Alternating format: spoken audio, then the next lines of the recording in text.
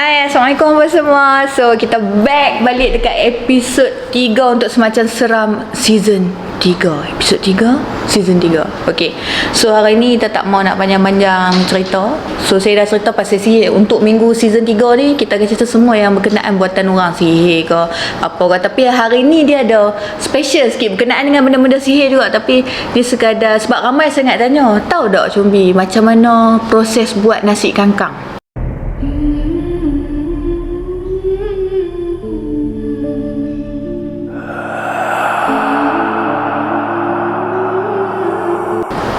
Ataupun nasi tangan. Tapi benda ni ramai tanya, ada lagi ke orang yang buat benda-benda ni? Ada, bukan tak ada. Kalau tanya saya ada pengalaman dok tengok orang berubat nasi kangkang ni, ada. Tapi kalau buat sendiri, praktik sendiri, tak pernah lah. Saya pun tak ada pasal nak pergi buat nasi kangkang memang. Tapi hari ni kita nak cerita ni macam buat iktibar lah, macam tu. So ada satu pengalaman ni saya dah tanya tuan punya cerita sendiri. Saya ni jarang lah nak cerita benda-benda yang bukan atas izin orang. Kita nak cerita orang ni tak. Tapi disebabkan owner dia ni, makcik dia yang mengamaikan benda ni, jadi dia sendiri kata, aku rasa nak hang cerita benda ni untuk yang coming soon punya season. Sebab aku rasa benda ni orang lain boleh buat jadi iktibar. So apa yang kita nak cerita ni adalah berkenaan dengan nasi kangkang lah. Nasi kangkang ataupun nasi tangan. Tapi okey, nasi kangkang ni semua orang tahu dia umpama ilmu penunduk, ilmu pengasih yang dibuat dengan cara yang sangat kotor, tak elok, dibuat dengan benda-benda yang di luar logik akal, yang manusia kalau dia tu orang yang waras, dia takkan buat lah benda-benda ni. Okey, based on true story, kawan saya cerita sendiri dan saya pernah ikut lah. Pakcik kawan saya ni, makcik dia ni kira bini pakcik dia lah. Pakcik dia ni pakcik kandung dia lah, macam mana nak cerita tu. Bini dia tu yang buat. Jadi maksudnya kawan saya ni nak menakan hak kena buat ni lah, si mangsa ni. Jadi dia cerita lah kat saya, dia kata, jomlah teman kita pergi berubat Sat. Berubat siapa? Buat pakcikku. Tapi tak boleh nak bagi tahu dekat orang tu, jadi kita nak pergi bawa lari dia. Cakap kat dia, apa pula hang nak kena bawa lari pakcik hang ni? Dok, jomlah teman aku ambil hang naik kereta, kita pergi tempat kerja pakcikku, serangkut pakcikku, terus bawa pergi. Kira dia dah counting dah dengan toke kedai tu, nak abang kata pakcik dia half day. Sebab pakcik dia ni sampai jadi terlampau bodoh, sampai apa keputusan pun tak boleh buat. Kalau dia tak buat macam tu, memang takkan boleh berubat. Sebab tiap kali bunyi nak berubat, bini dia akan marah. Macam, duk percaya apa benda kurafat macam tu apa semua. Macam tak bagilah pakcik dia pergi berubat macam ni. Jadi saya pun ikut. Kata bersepah dalam kereta perjalanan cerita tu, masa tu petang pukul 5.30 macam tu. Dia nak dekat petang nak pergi ambil pakcik dekat tempat kerja. Dia kata benda ni tak boleh plan-plan, kena pergi ambil. Bersepah hantar lah pakcikku ni. Aku start pergi duduk rumah dia, aku memang rasa pelik. Dia kata seminggu tu, sebab mak dia bagi tahu, kata pergi duduk dengan pakcik hang, tengok pasal pakcik hang macam lain macam sangat lah ni. Jadi dia pun kata dia pergi lah teman, sebab dia rapat dengan pakcik dia ni. Jadi bila dia pergi teman, dia kata kat rumah tu dia sekerap nampak kelibat perempuan pakai kain batik, jalan lintas kelibat perempuan kain batik dalam rumah. Tapi bila dia tengok makcik dia dalam bilik, dia tengok makcik dia tidur. Pakcik dia sendiri rajin tidur ruang tamu, makcik dia tidur dalam bilik seorang-seorang. Jadi bila dia duduk dekat dalam bilik tu, dia kata aku kerap nampak kelibat perempuan, tapi bukan rambut macam makcik dia tu, tak tua sangat. Dia kerap nampak yang rambut yang beruban, yang merebang, tapi pakai kain batik ketang dada ni kat sini kan, dan lintas kerap nampak kelibat macam tu. Bilik ayak mereka tu masih lagi bilik ayak yang hang kena turun kat dapur, tangga dapur kena turun dekat luar sana. Jadi dia bukan bilik ayak, dia sekali lah satu bumbung, habis hang kena buka pintu dapur keluar sikit. Dia kira bilik ayak jenis dulu-dulu lah. Bilik ayak mandi sebelah, bilik ayak jamban sebelah. Jadi bila dia kata aku tak puas, aku tak syok lagi. Sebab kawan saya ni dia boleh juga, dia orang yang peka dengan benda-benda gaib ni. Dia jadi macam dah tak heran, tapi dia tak takut. Tapi dia tak pernah nampak yang kena gila-gila kat dia. Ini yang first time dia kata dia nampak. Okey, dia masuk pergi kencing pun, masuk dalam bilik, dia boleh syok pakcik dia kena ni. Dia baru nak bangun, dia dengar orang bisik, macam orang baca mantra siapa, macam dia dengar orang baca, macam menyanyi, macam berlagu. Tapi suara tu macam dengar sayup-sayup. Bila dia bangun, dia kata, tadi tak ada siapa. Sebab bilik makcik dia tu kat sebelah je. Jadi dia cakap, dengar tu, dia kata perembang. Dia dengar, dia kata makcik dia tu tidur. Cara dengar tu orang macam duk sembang kat tepi rumah, macam duk sembang-sembang, macam orang duk buat kerja dapur sembang-sembang. Jadi dia tak boleh tahan lah, dia baru nak pergi, duk dengar lagi. Kuih lama dia dengar, macam baru dia yakin yang dia dengar tu macam unsur pemujaan. Dia kata dia dengar tu macam Macam ada lagu tapi cara kuat macam hey, ada hey tu dia kata. Yang aku boleh dengar ada hey marilah, hey kemarilah tu yang dia boleh bangun. Dia macam dia kata aku dengar macam hey kemarilah, kau ke sini kemarilah. Dia dengar yang macam tu. Jadi bila dia bangun ni on the spot dia pergi dekat bilik makcik dia ni, dia pergi jenguk. Makcik dia ni duduk lena. Memang duduk lena. Makcik dia duduk lena, pakcik dia duduk mengacau kat tengah hall. Kira macam macam tu dia kata, macam orang dalam mimpi yang tapi suara tu masih lagi dengar. Macam orang duk macam-macam, macam orang duk baca mantra. Dia tak boleh tahan, dia pergi dapur. Ya, masa dia pergi dapur gelap tau, pintu dapur dia saya biasa sampai masuk. Switch kat sini. Turun tangga baru dapur, nampak dapur ni rumah lama, rumah kayu. Jadi bila dia turun, dia nak buka lampu, tak ada buka lampu, dia nampak something yang tengah duduk mencangkung dia tu pelik. Dia kata dia mencangkung antara hujung kaki depan ni. Dia bukan mencangkung duduk macam kita mencangkung normal. Dia mencangkung pakai depan kaki ni saja. Mencangkung yang macam tu, seolah-olah mencangkung atas sesuatu, tapi atas lantai lah. Dia kata cara duduk tu mencangkung yang macam tu. Tapi rambut yang dia nampak duk lintah kerak tu, memang rambut tu sangat panjang. Dia kata merembang macam, tapi uban. Badan tu, dia kata badan seksi, badan orang muda. Tapi rambut tu, cara rambut tu orang tua. Lepas tu dia kata, kalau nenek-nenek tak ada body macam ni, bukan nak serta kat apa, dia kata memang nak darah punya badan lah ni. Memang seksi punya badan. Pakai ketang kedada kan. Lepas tu dia pun tegak lah. Dia kata, dia macam tegak lah. Siapa dia tu? Dia kira kata aku tu, siapa dia tu? Dia buka lampu. Buka, pam, hilang. Kira betul-betul depan tangga dia tau. Start tu dia tak sedar hati, tok-tok, pam. Dengar pakcik dia kat depan beraca. Hampir dengar lagu tu je lah. Dia serta balik, dia kata hampir macam tu. Pakcik dia macam tu berpeluh-peluh bangun. Tiba-tiba bila dia pergi kat pakcik okey ke apa semua, pakcik okey ke, dia pegang kan ni, awak ni pasti istighfar banyak-banyak apa semua. On the spot pakcik dia boleh bangun. Dia kata masa tu memang dia pelik lah. Makcik dia bangun ni, pakcik dia dari meracau yang takut teriak ni, makcik dia keluar tunjuk muka dia depan pintu. Ni apa duk ingat malam-malam ni. Terus pakcik dia tak apa, tidur macam orang bodoh. Jadi macam terus takut, jadi macam takut. Start tu yang dia rasa pelik. Dia kata aku dah tak boleh tahan dah. Dia kata pakcikku ni pelik, boleh terus daripada nak meracau boleh lena terus nampak makcikku. Dia kata pasti pakcik tak lena lagi. Makcik dia kata dok tak set, tak apalah. Dia kata gitu. Kira dia tak cerita, dia kata tak set, tak apalah, buat tak tahu je benda-benda macam ni, kadang-kadang ada biasa dah tu. Makcik dia cakap lagu tu je. Jadi dia pun fikir tak ada apa, dia pun tidur. Esok tu tinggallah pakcik dia dengan dia saja di rumah. Jadi pagi tu dia ada bau busuk. Dia kata makcik dia ni jenis keluar menega punya orang. Lepas tu pakcik dia ni jadi sejak dua menjak tu duk pergi kerja pun jadi malas, duk jadi lesu. Dia kata dia bau busuk. Yang buatkan dia boleh telefon malam tu dia pergi atok. Esok tu dia boleh pergi atok bawa pakcik dia pergi berubat tu. Disebabkan dia pergi di dapur. Tak tahulah kalau Tuhan nak tunjuk, Tuhan nak tolong, jahat mana pun hang satu hari nanti mesti bocor juga. Jadi dia pergi tu memang dia ada jumpa satu periuk yang jenis periuk lama, duduk dia tok alah dalam bilik air.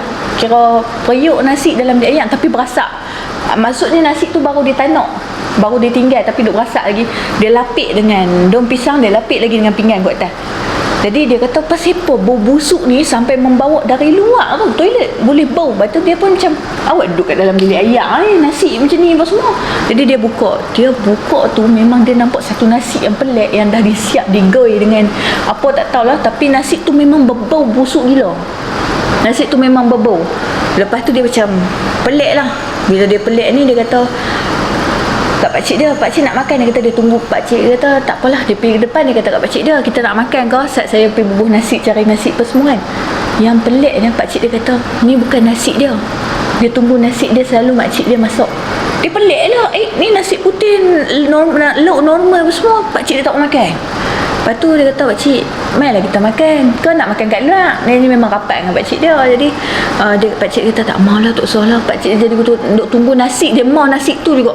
Tergerak hati kawan ni pun. Pergi ambil nasi yang jumpa dalam toilet tu. Buat main nasi ni kau. Bayangkan pakcik tu tengok nasi, ambil nasi tu makan terus dengan tangan ni. Kira macam seronok sangat jumpa nasi tu. Macam favourite dia lah. Bayangkan benda tu main daripada toilet.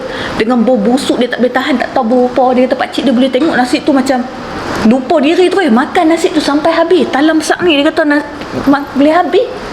Pakcik dia makan seorang-seorang. Masa tu memang dia pelik lah. Dia kata ni something wrong lah tak apa. Dia tidur lagi sehari, dia telefon mak dia, petang juga telefon mak dia, dia kata cik rasa tak sedar hati, mak main di rumah mak dia ni ustazah duk mengajar budak-budak mengaji di kampung ni, mengaji mukhadam ni. Mak dia main bagi salam, pasal kok mana pun mak dia kena sayang lah, pasal pakcik tu adik mak dia. Jadi mak dia kata ni, aku mak duk agak dah, apa yang tak kena. Bini dia pun that time tak balik main meniaga lagi, kira petang selalu balik ni, balik petang dengar cerita lah, kata makcik dia ni duk ada hero lain juga lah, tapi duk buat kat pakcik lagu ni, tapi dia tu duk pergi enjoy lah macam tu kan. Jadi makcik ni masa mak dia main ni lah yang mereka boleh hatok pergi terus berubat. Mak dia dengan dia nampak something yang tak boleh masuk akal. Jadi mak dia sampai bagi salam orang yang buat jenis mengaji-mengaji, orang mengajak mengaji ni. Mak dia kata lah, mak dia bagi salam, dia keluar buka pintu, mak dia kata mak dia bergenjok. Kira masa dia buka pintu tu, dia kata mak dia bergenjok, dia nampak mak dia bergenjok macam orang tolak daripada tangga tu, orang tolak macam tu. Jadi mak dia tampan dengan kayu tangga daripada nak naik. Jadi masa mak dia nak naik tu, mak dia kata, mak dia duk istighfar. Dia jarang tengok mak dia macam tu, maksudnya istighfar tu macam duk elok sesuatu lah. Mak dia macam astagfirullahalazim, astagfirullahalazim. Mak dia tak tengok depan. Lepas tu mak dia kata sampai-sampai terus meluru ke bilik tidur makcik dia ni, meluru dalam bilik tidur. Mak dia terus pegang satu almari kecil. Dia kata dalam almari tu mak dia buka semua benda yang atas kain kuning tu, semua benda-benda khurafat. Tulang babi, ni kuku yang dah dipotong, bekas period darah period buah dalam satu bekas. Tu benda-benda tak elok lah boh, ujung-ujung rambut apa semua. Jadi benda tu duduk dalam satu bekas yang dah dia asing-asing macam tu. Jadi mak dia memang syok lah. Dan satu mantra dia memang, mak dia orang lama dia tahu lah, dia kata ni ramuan untuk buat lah benda-benda ni, benda-benda tak elok. Tapi memang darah period tu duduk dalam mangkuk, darah kotak ni, ayat kencing apa semua ni, lengkap lah. Kira lepas tu tak apa, ada nama pakcik dia dalam satu balang kecil, ada minyak dalam balang tu, dalam balang tu ada kertas tulis nama lelaki dia. Jadi macam masa tu mak dia tak sedar hati, mak dia selawat-selawat tu pegang yang atas nama punya botol tu, pegang dalam tangan, balut-balut, terus mak dia pergi tanam di mana ke, bakat tak pasti. Lepas tu yang esok tu pakcik dia tu macam normal, pakcik dia macam pergi kerja, nak pergi kerja. Kalau tidak berapa hari dia tak pergi kerja, itu yang dia boleh hatok tu. Hari tu dia pergi hatok, pergi berubat, bawa telefon kata jom baby kita teman aku Ustaz Bomo. Pergi lah, pakcik dia duk kerja macam bawa lori, duk angkut beras-beras semua ni, duk pergi ambil stok beras, hantar ni merata lah, macam tu. Jadi dia pun makan gaji hari lah bawa lori kan. Jadi sampai-sampai tu pakcik dia mengikut. Jadi macam pakcik jom ikut cek nak belanja makan, pakcik dia ikut lah. Kira ikut kami tu, ikut naik-naik kereta tu terus tembok pergi dekat Darul Shifa. Kira bawa terus pergi berubat. Memang dia berniat pergi berubat. Mak dia pun di sana duduk tunggu. Jadi masa sampai-sampai tu, ustaz tu kata ada patient, ustaz ni ada patient kat depan ni. Dia kata boleh tak makcik tunggu ustaz kat tepi. Family ni ustaz tu sampai suruh duduk tepi dulu, dahulukan dia. Jadi kami pun main-main masuk terus. Kira sampai-sampai duduk atas sejadah, melintang menghadap ustaz tu. Jadi ustaz tu ruqyah saja. Dengan ruqyah pegang tangan kaki ni, lapik dengan sejadah kecil, ruqyah saja. Masa ruqyah tu yang keluar, dia muntah tau. Dia cuma muntah dan keluar dalam satu bekas yang dia bagi muntah tu, benda yang berulat, yang bukan nak kata apa, najis semua dalam tu. Kira ada najis apa semua, nasi keluar, ada nampak yang benda tak hadam dalam perut. Disebabkan benda ni memang, kalau yang benda sihir ni, benda kotak yang orang buat kat kita memang takkan hadam dalam perut kita. Kalau dia tak hadam, dia cuma duduk sebati dengan diri. Dia tak jadi darah daging yang dia kalau berubat dia akan keluar. Memang kotak hampir dalam baldi tu, memang seriously nampak kita membuang najis-najis. Aku nak stop geli. Nampak dalam tu nasi yang seketui dia makan tu, nasi dengan ramuan tu semua keluar seketui tu lah. Ada keluar ayat-ayat lendak lah, dia muntah apa semua hijau. Dalam tu nampak lah ulat-ulat yang hidup apa semua. Jadi ada paku-paku apa semua, ada miang kebung, benda-benda yang dibuat kat laki dia tu kira dahsyat lah. Keluar lah darah pirit yang ketui-ketui dari mulut semua tu keluar. Jadi dia campur darah pirit tu, setiap kali dia pirit, dia gandakan dan dia goi dengan nasi tu. Benda tu mai masuk kat pakcik dia bercakap tau, yang lah tu kira berubat tu, dan tengoklah, tanya buat macam mana, dia cerita hari-hari, tiap hari apa dia akan tanak nasi dan dia kangkang nasi tu lah, dan dia bubuh apa semua, kenapa perlu macam tu. Jadi memang first bahan utama yang dia kena bubuh adalah darah pirit dia. Darah pirit, atau kalau bukan hak dia, kalau orang tu dah monopos sekalipun, kalau dia tak ada pirit, dia boleh pakai darah kotak orang lain. Sampai tahu tu punya nak buat ilmu penduduk. Baik lepas pada berubat-ubat tu terus okey lah. Lepas pakcik dia okey dalam seminggu tu pakcik dia terus balik duduk rumah. Cousin ni tak balik kat bini dia apa semua. Bini dia meroyak main cari kat rumah apa semua. Main minta ampun. Mungkin benda tu duk pergi kacau lah. Tapi dia kata last masa dia bawa balik lepas berubat malam tu, yang tu ekstrim lah. Lepas kami teman balik tu, kami kena kacau. Yang last tu kira balik daripada bawa pakcik dia duduk lena belakang sini. Duduk lena. Kira mak dia kereta depan. Dengan abang-abang dia rumah, kami kereta belakang sini. Pakcik duduk lena ni. Pakcik duduk depan. Dia duduk belakang. Bibi duduk belakang. Jadi tiba-tiba dia dengar bunyi macam benda macam bergolek di atas. Dia pakai melantun. Dia macam atas bumbung kami tu bergolek benda. Macam bunyi bergolek. Kosong. Sampai kira dari atas bumbung sampai depan kosong. Kata ish, buat tahu lagi tak kisah lagi. Tu dengar Aisyah hari tu dengar dia terjun terus tu, tak apa kita boleh agak benda terjun ni dok. Dengar lagi. Golek. Sampai depan tak ada apa. Okey, buat tak tahu lagi. Buah lah tu bergolek. Dah atas bonet tu memang nampak ada benda macam kemek bonet lah. Tapi tak tahu benda apa. Kami memang tak nampak lah kelibat tu. Tapi ada gangguan lah. Jadi benda tu macam ni. Pakcik dia terus mengacau buka mata. Macam benda tu kira masuk kat pakcik dia terus bercakap dalam kereta. Kira dia macam kena sampuk. Dia kata kami berhenti. Aku nak balik rumah macam tu. Jadi lepas dia istighfar, dia azan pun, kami dalam tu duduk menjerit apa semua sampai berhenti tepi jalan. Abang dia main handle pakcik dia buat pergi tukar lah kereta ni. Baru okey, kira berubat-ubat tu buat balik terus pakcik dia kat rumah lah. Jadi nak kata haunted sangat tu doa, tapi cuma kita nak kongsi hampa benda yang paling kotor dalam dunia dengan berkenaan dengan sihir ni adalah nasi kangkang ataupun nasi tangan. Di mana tak mungkin ada pengampunan untuk benda-benda macam ni. Yang kita buat tu dekat suami. Jadi benda tu, kalau hampa nak, macam saya selalu habaq kalau hampa rasa tak ada hati, saya tu cara elok tak payah nak buat macam ni untuk, sebab bagi aku kotor benda-benda macam ni. Hampa boleh deal dengan setan pula. Dengan kita yang dosa hari-hari berbakui-bakui, tapi deal dengan setan, dengan iblis yang hang kat sana tak selamat lagi. Hang buat pula tu kat laki hang pula, syurga hang pula, memang mampu memang jahanam hidup hang. So bagi saya tu please kita as perempuan macam mana jadi pun balik kat Allah je. Tak payah nak buat lah benda-benda sihir-sihir ni kat orang. Kalau kita nak kat orang, orang mau kat kita, orang mau lah weh. Kalau orang tak mau, kita tak boleh paksa orang. Okay, so tu lah sikit sebanyak pasal nasi tangan. So kita going to next episode.